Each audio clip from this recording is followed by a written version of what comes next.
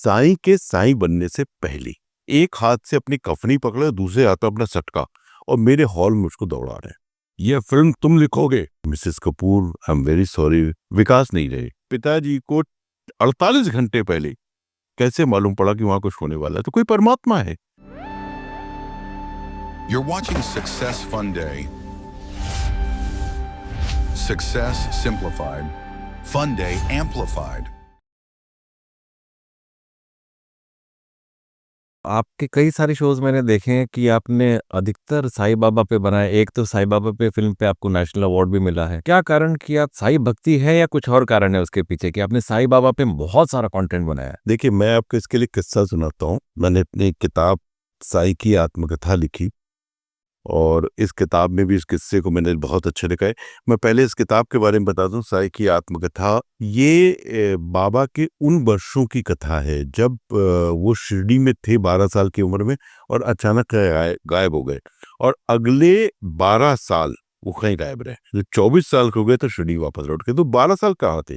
मतलब इस किताब का बेसिक लाइन है, साईं के साईं बनने से पहले। ये कैसे हुआ, इसकी एक बड़ी दिलचस्प सी कहानी मेरे जीवन में घटी। क्योंकि मैं बहुत धार्मिक व्यक्ति हूँ, उत्तर प्रदेश से हूँ, तो मैंने बचपन से रामकृष्ण शिव की पूजा की। शिव जी मेरे आराध्य हैं। मैंने साईं बाबा का नाम नहीं सुना था। मैं बम्बई आ गया, गाड़ी अच्छी चल रही थी, काम अच्छे चल रहे थे, ओम नमः शिवाय मैं लिख रहा था, और उसमें एक एक्ट्रेस थी किशोरी शाहने, बड़ी नामी एक्ट्रेस है, मराठी की, बड़ा नाम है उनका, और है भी बहुत अच्छी। तो किशोरी जी एक दिन मेरे पास आई, बोली मेरे हस्बैंड आपसे मिलना चाहते हैं और वो एक फिल्म बना रहे हैं। तो मैंने कहा ठीक है भाभी, कल मिलेंगे। समय तय हो गया, एड्रेस मिल गया।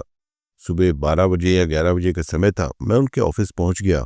उनके हस्बैंड से दीपक बलराज विच, जिन्होंने माधुरी दीक्षित को भी पहला ब्रेक दिया, तो 17-18 बड़ी बड़ी फिल्में उन्होंने डेट की हैं। तो दीपक जी से मिला, बड़ी अच्छी से मुलाकात हुई। दीपक साहब थे, वो सेंटर एक चेयर पे बैठे थे टेबल के पीछे, उनके बगल में किशोरी बैठी थी, और एक और सज्जन बैठे थे जिनसे मेरा परिचय नहीं कराया गया। वो बैठे हुए थे, अपने कुछ काम में लगे थे, कुछ देख रहे थे, और मैं सामने बैठा था। बातचीत होती रही। दीपक ने मुझे कहा, विकास जी मैं एक फिल्म बना रहा हूँ और फिल्म आपको लिखनी। मैंने ओम नमः शिवाय देखा, मैं मुरीद हो गया हूँ आपका। आप जिस तरीके से लिखते हो, जिस तरीके से डिस्क्राइब करते हो चीजों को, बहुत सरलता से समझ में आ जाती है। तो मैंने कहा मैं जरूर लिखूँ। तो मैंने कहा सब्जेक्ट क्या है? तो बोले साईं बाबा। तो मैंने, दीपक यार मैं नहीं लिख पाऊंगा, क्योंकि मैंने साईं बाबा पे स्टडी नहीं किया। मैं उत्तर प्रदेश का रहने वाला हूँ, मैं नहीं जानता हूँ। मैं एक बार हार्डली उस समय शिरडी गया था किसी दोस्त के साथ। दीपक ने मुझे बोला कि अगर आपको पैसे की बात लग रही तो हम पैसे की डिस्कस कर सकते हैं। मैंने, पैसे का विषय नहीं है, पैसा तो मैं लूंगा, लेकिन पहले मैं उस विषय को लिख पाऊंगा ये जानूंगा ना। तो दीपक ने थोड़ी देर समझाया। किशोरी ने बोला, अरे विकास, मैंने नहीं, मुझसे होगा नहीं, आप एक काम करो, किसी और को देख लो। मैं करके उठा और दरवाजे की तरफ बढ़ने लगा। अब ये सज्जन जो तीसरी कुर्सी में बैठे हुए थे, ये अब तक इन्होंने आंख उठा के भी मुझे देखा नहीं था। अचानक, मतलब मैं वापस जा रहा हूँ, किशोरी मुझे विश ऑफ करने जा रही है, विकास। इनकी ये लैंग्वेज थी, ये टोन था, इस वॉल्यूम में, ये फिल्म तुम लिखोगे? मतलब एक राइटर के संग, मैंने इंडस्ट्री में आए हुए मुझे कुछ साल हो गए थे, मैंने कभी नहीं देखा कि कोई ऐसे इस लैंग्वेज में, इस टोन में बात करे, उंगली उंगली दिखा के ये फिल्म तुम लिखोगे। मैं थोड़ा सा अपसेट हो गया। मैंने कहा क्या? तब तक किशोरी मेरे कंधे बातें कर रहे, कुछ नहीं, वो ऐसे ही बोल रहे। मैं आ गया घर। मैंने उनका परिचय पूछना भी नहीं चाहा। मैंने ऐसे आदमी से क्या बात करनी जिसको बात करने का ढंग नहीं है। मैं गाड़ी में बैठा, घर आया, घर आके थोड़ा अपसेट था। मैंने वाइफ को बोला कि ऐसी सी बात है यार, बहुत ही बेकार सा आदमी आज एक मिला मुझे। खैर को नहीं, मेरी लाइफस्टाइल कैसी है, मैं पिछले 30-35 सालों से सुबह 5-6 बजे सोता हूँ। रात भर कोई रिसर्च करूंगा, कुछ लिखूंगा, कहानियां लिखूंगा, या एपिसोड्स लिखूंगा जो टेलीकास्ट शोज चल रहे हैं। तो उस दिन भी ऐसा हुआ कि मुझे 2:30-3 बजे लगभग कल काफी जोर से नींद आने लगी। सो गया, और 4-4:15 बजे का वक्त होगा, मैं एक सपना देख रहा हूँ। सपना ये है कि मेरे घर के हॉल में, जहां मैं रहता हूँ, उस घर के हॉल में बाबा, साईं बाबा, एक हाथ से अपनी कफनी पकड़े, दूसरे हाथ में अपना सटका, और मेरे हॉल में उसको दौड़ा रहे हैं। आपको दौड़ा रहे हैं? दौड़ा रहे हैं, ऐसा लगे मुझे मारेंगे। और मैं भाग रहा हूँ इधर से उधर, इधर से उधर, इधर से उधर भाग रहा हूँ, और बहुत डरा हुआ हूँ कि क्यों मार रहे हो, क्यों मार रहे हो। अल्टीमेटली मैं मेरा सोफा पे गिरता हूँ, और ऐसा लगता है बाबा ने डंडा मारा, और मेरे मुंह से चीख निकलती, बाबा। जैसे ही बाबा की चीख निकली, मेरी पत्नी की नींद खुली, मेरी नींद नहीं खुली। उसने मुझे हिला के जगह, पूरा शरीर मेरा पसीने से तरबतर। क्या हो गया, क्या क्या, क्यों चिल्ला रहे हो इतना? मैंने क्या चिल्लाया? मैंने, तो बाबा। मैंने कहा हाँ, बाबा मुझे मार रहे थे डंडे से। अब देखिए, उस वक्त ठीक 4:12 हुए थे। मैं स्वप्न विज्ञान को जानता हूँ, मैंने बहुत पढ़ा है स्वप्न विज्ञान, कई पुराणों में इस विषय को मैंने जाना है। 4:12 मतलब ब्रह्म मुहूर्त, और ब्रह्म मुहूर्त में मैं सपना देख रहा हूँ जिसकी मुझे कोई भी याद नहीं। मेरी पत्नी पूछ रही तुम बाबा बोल रहे थे, तो मैं बोलो हाँ वो जो डंडा मार रहे थे। तो उसका पहला आंसर वो बहुत ज्यादा सीरियसली उसको नोट करने वाला था। उसने कहा जब उनकी फिल्म में लिखोगी तो डंडा ही मारेंगे। ये आपकी वाइफ ने बोला? मेरी वाइफ, जबकि वो भी कानपुर की है, उसको भी साईं बाबा से कोई रिलेशन नहीं था, और उसको मैंने सिर्फ दिन में घटना बताई थी कि ऐसे ऐसे आज घटना हुई। मैं हिल गया जब उसने ये बोला, और मैं बिल्कुल नॉर्मल होकर बैठ गया। मैंने जाके पानी पिया, थोड़ा सा पानी पी के मैं 2 मिनट अपने घर में बालकनी में आके खड़ा रहा, हवा मिली थोड़ी ताजी, और मैंने फोन उठाया, और उस वक्त 4:30 बजा था। मैंने दीपक गुलराज जी को फोन लगाया। ये दीपक से कभी भी आप अगर पॉडकास्ट या कभी इंटरव्यू करें तो पूछिए, 4:30 मैंने दीपक जी को फोन लगाया, दीपक जी मैं मिलना चाहता हूँ। और वो नींद में थे। उन्होंने कहा विकास जी सुबह मिलते हैं? मैंने कहा कितने बजे सुबह ऑफिस जाते हो? बोले 10:30 बजे आ जाता हूँ। सर मैं कभी उठता ही नहीं हूँ 10:30 बजे, मैं उस दिन सोया ही नहीं। मैं 10 बजे उनके ऑफिस के बाहर जाके खड़ा हो गया कि जब वो आएंगे तब मैं मिलूंगा। जब वो आए तो मैंने कहा मुझे आपसे नहीं मिलना, मुझे वो जो आदमी बैठे थे उनसे बात करनी है, क्योंकि उन्होंने कल जो बोला था वो उन्होंने नहीं बोला, तो मुझे मिलवाओ। तो उन्होंने फोन किया, बोले आधे घंटे में आ जाऊंगा। वो आधे घंटे, वो शायद सन एंड सेन में रुके हुए थे, दिल्ली से आए हुए शख्स थे। आके बैठे तो मैंने उनसे पूछा कि भाई आपका नाम क्या है? तो बोले मेरा नाम औशिम खेत्रपाल है। मैंने सर एक बात है, कल जो आपने ऐसे मुझे बोला था विकास से फिल्म तुम लिखोगे, किशोरी शाहणे जी, दीपक गुलराज जी दोनों विटनेस हैं। वो आदमी कहता है मैंने आपसे ऐसी बोली नहीं।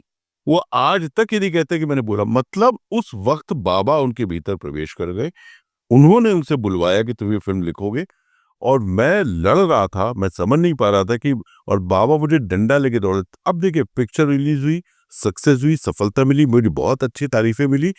उसके बाद उसको प्रेसिडेंट अवार्ड मिला, राष्ट्रीय एकता पुरस्कार, जो आज तक से मदर टेरेसा को मिला है। वो पुरस्कार उस फिल्म को मिला, राष्ट्रपति जी ने स्वयं पुरस्कार दिया। तब मुझे समझ में आ रहा है कि बाबा क्या कह रहे थे। बाबा कह रहे थे मैं तुम्हें सम्मान देना चाहता हूँ, मैं तुम्हें मान देना चाहता हूँ, और तुम मान नहीं रहे तो डंडे पड़ेंगे तुम्हारे। तो वहां से बाबा से एक मेरा रिलेशनशिप शुरू हुई, और मैंने ऐसा माना कि शिव नाम ही अलग अलग हो सकते हैं, शक्ति तो सभी एक है। तो मैंने बाबा को शिव रूप में ही देखा, बाबा को शिव रूप में ही पूजा, और बाबा से एक मेरा अलग सा तारतम्य प्रेम भाव जुड़ गया। तो फिर बाबा की फिल्म लिख चुके थे, फिर बहुत सारे सीरियल्स, 3-4 सीरियल्स मैंने बाबा के ऊपर लिखे और प्रोड्यूस भी किए। एक ज्ञानदेव अग्निहोत्री साहब बड़े बड़े राइटर हुए हैं, उनका एक नाटक था दंगा, वो बच्चों से तैयार कराया। जैसे आज शाम को 7 बजे हम लोग को घर से निकलना है, तो कॉलेज की बस आई हमको घर पे लेने। हमारे DSW साहब, doctor DC Kulshreshtha, doctor YK Mathur, बहुत सारे लोग थे जो मेरे घर पे आए थे कि चलो भाई तुम भी चलो। तो हमारा तय था ये प्रोग्राम, हमें जाने तक। I am director of the show. मैं बाबूजी के पास गया पैर छूने के लिए, पहले पिताजी के पास। मेरे पिताजी ऐसे व्यक्ति जिन्होंने जीवन में मुझे कभी किसी काम से रोका नहीं। जो करना है करो, जो तुम्हें अच्छा लगता हो वो करो, मेरी ऊपर से कोई बंदिश नहीं है। जैसे पैर छू के उठा, बोले कहाँ जा रहे हो? मैंने पटियाला। मत जाओ। मैं तुम क्या हो, आप नहीं जाओगे। मैंने बाबूजी सब लोग बाहर है, हाँ उनको भी मना करो। तो मैंने DSW साहब को थोड़े से जितनी जिरह कर सकते थे पिताजी से उतनी की कि भाई मुझे जाना जरूरी है। उन्हें आप नहीं जाओगे। DSW साहब को बुला दिया अंदर।